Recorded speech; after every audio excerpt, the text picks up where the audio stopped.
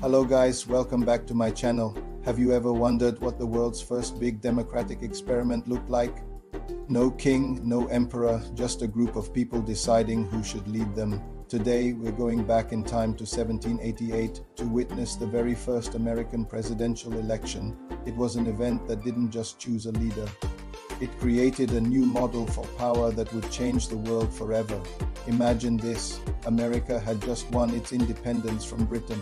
The fireworks were over, but the real work was just beginning. The country was operating under something called the Articles of Confederation, which basically made the central government so weak it was almost useless.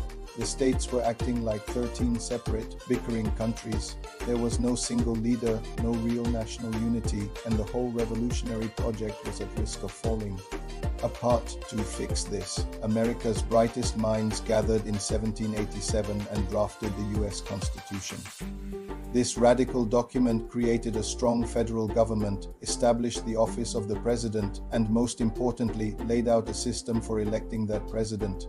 Once the Constitution was ratified in 1788, the stage was set for something unprecedented, a national election. Now, why do we call it the first democratic election?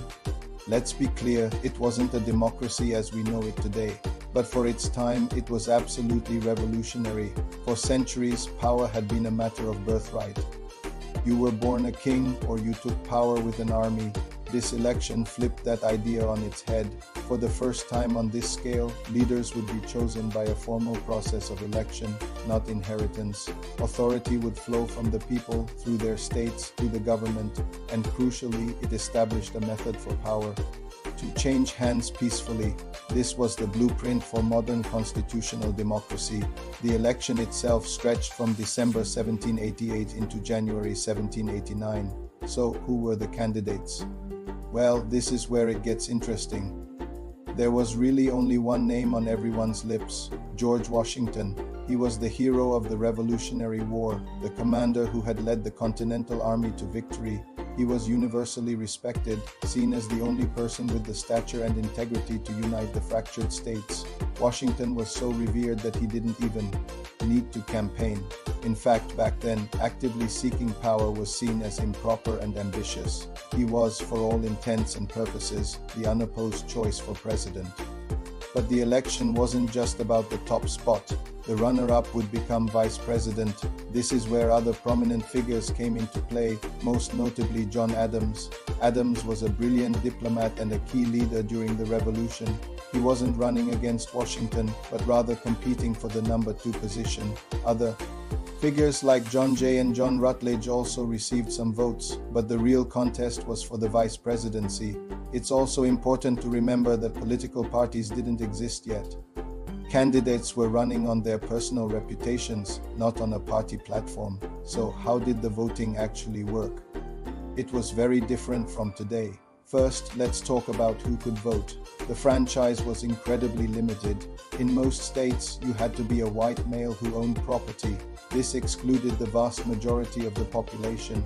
Women, enslaved people, Native Americans, and men who didn't own land were all shut out of the process.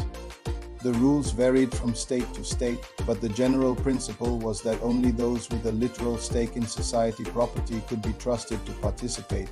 The second key part of the process was the Electoral College, a system created by the Constitution that we still use today.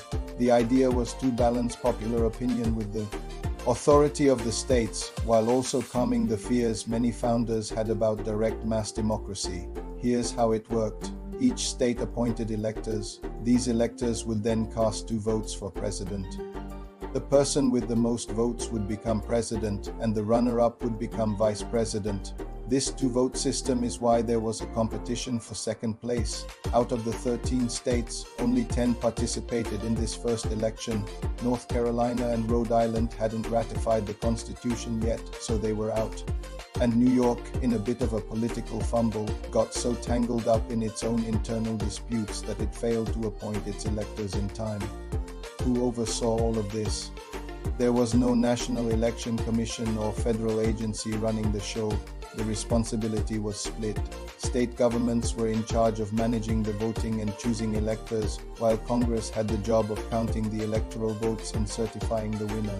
This entire process was a living example of federalism, that core American idea of shared power between the national government and the states. The rules were laid out in the Constitution, and the system, not a single powerful individual, was in charge. When the votes were finally counted in February 1789, the outcome was historic. George Washington received 69 electoral votes, every single one. He won 100% of the electoral vote, making him the first and only president in American history to be elected unanimously. It was a powerful statement of national unity. John Adams came in second with 34 electoral votes, a clear majority for the vice presidency, and so he became the first vice president of the United States. On April 30, 1789, on the balcony of Federal Hall in New York City, the nation's first capital, George Washington took the oath of office. He placed his hand on a Bible and solemnly swore to preserve, protect, and defend the Constitution of the United States. This simple act, the inauguration, established traditions that continue to this day, symbolizing the peaceful and lawful transfer of power. The immediate impact of this election was profound. First, it legitimized the new Constitution. The system worked. A leader was chosen and the government began to function. Second, it proved that a peaceful transfer of power was not just a theoretical idea, but a practical reality. It established the vital principle of civilian leadership over the military. The nation's greatest general was now its servant, not its master, and Washington's own actions, especially his decision to voluntarily step down after 2 terms, set a powerful precedent for limiting executive power that became a cornerstone of American democracy for over a century. The legacies of this first election are still with us today. The peaceful transfer of power, the idea that we settle our political differences with ballots, not bullets, is its most precious gift. The Electoral College, though far more controversial now, remains the system we use. The principle of civilian control over the government, ensuring no king or military dictator can rule, is fundamental. And above all, it solidified the rule of law, the idea that the Constitution, not any single person, is the ultimate source of authority. This American experiment had a ripple effect across the globe. It inspired democratic movements in France, Latin America, and later in Africa and Asia. The concept of a written constitution and a government accountable to the people became a model for nations seeking to break free from tyranny. Of course, we must acknowledge the deep contradictions of this moment. This democratic election coexisted with the brutal institution of slavery. It excluded the vast majority of the population from participating. It was an enterprise led by and for a small class of wealthy white male elites.